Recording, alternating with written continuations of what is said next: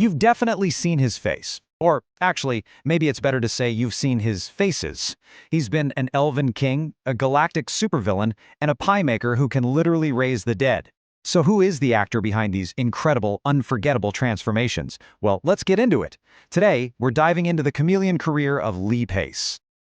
Okay, so let's start with the big idea here. The thing that makes Lee Pace so special, his unbelievable versatility. I mean, this guy doesn't just play a role, he completely disappears into it. So much so that you often don't even realize it's him from one project to the next. And to really get what I'm talking about, let me ask you something. What do you think is the one thing that connects these three characters? First up, we've got the impossibly elegant and regal Thranduil, the Elven King from the Hobbit trilogy. You know, he's ancient, powerful, and just completely otherworldly. And then, on the complete opposite end of the spectrum, you have Ronan the Accuser, the fanatical Kree warlord from Guardians of the Galaxy. This guy is terrifying, a hammer-wielding zealot buried under layers and layers of incredible makeup. And for our third one, how about Ned, the super gentle, kinda anxious pie maker from that amazing show Pushing Daisies? The guy whose touch can bring people back from the dead? He's all charm and romance and, well, pies. So, what's the connection?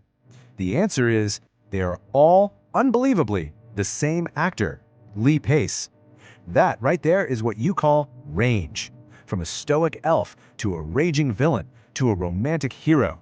But how does an actor even develop that kind of transformative skill? So to figure that out, we have to go back to the beginning, because the foundation for all this was laid long before he ever stepped in front of a camera. It all started with a world-class education in theater. And his early life was really as varied as his roles. He was born in Oklahoma, but actually spent some of his childhood in Saudi Arabia. Then he moved back to Texas for high school, where, fun fact, he was classmates with Matt Bomer before getting accepted into the super prestigious drama division at the Juilliard School. Now this is what's so impressive. He hit the ground running. Just after graduating, he landed a role in an off-Broadway play. And over the next few years, he was just racking up awards and nominations. He established himself as a serious, acclaimed stage actor right out of the gate. But his on-screen breakthrough? Well, that came in 2003 with a TV movie. And it was a role that demanded a total physical and emotional transformation. One that would really set the tone for his entire career.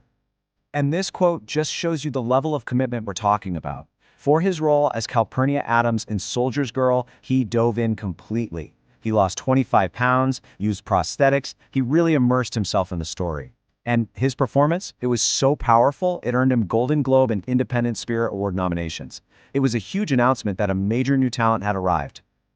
So after that incredible film role, Pace became a go-to guy for television, headlining some of the most unique and critically loved, if sometimes short-lived, shows of the era. And just look at the contrast here. It's wild. On one hand, you've got his Emmy-nominated role as the sweet, gentle Ned in the fairy tale world of Pushing Daisies, and on the other, you have his stunning turn as Joe Macmillan, the brilliant, difficult, ambitious visionary in the tech drama *Halt and Catch Fire*. Two completely different worlds, two totally masterful lead performances.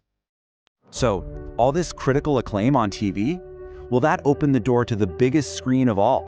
He basically parlayed that success into becoming a secret weapon for Hollywood's biggest franchises, hiding in plain sight as some of their most memorable characters.